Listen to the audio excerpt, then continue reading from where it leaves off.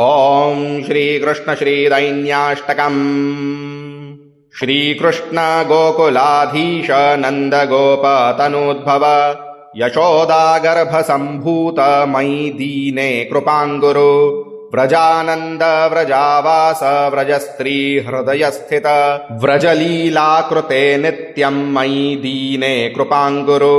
श्रीभागवत भावार्थ रसात्मन् रसिकात्मक नामलीला विलासार्थं मयि दीने कृपाङ्कुरु।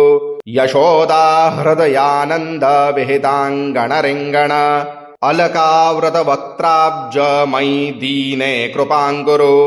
विरहार्तिव्रतस्थात्मन् गुणगान श्रुतिप्रिय महादैन्यदयोद्भूत मयि दीने कृपाङ्कुरु। अत्यासक्तजनासक्त परोक्ष भजनप्रिय परमानन्दसन्दोह मयि दीने कृपाङ्कुरु।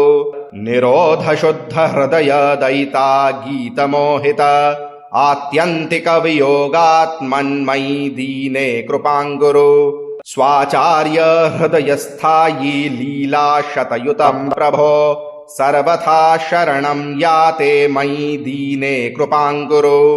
ॐ श्री हरिदासव्रजतं दैन्याष्टकम्।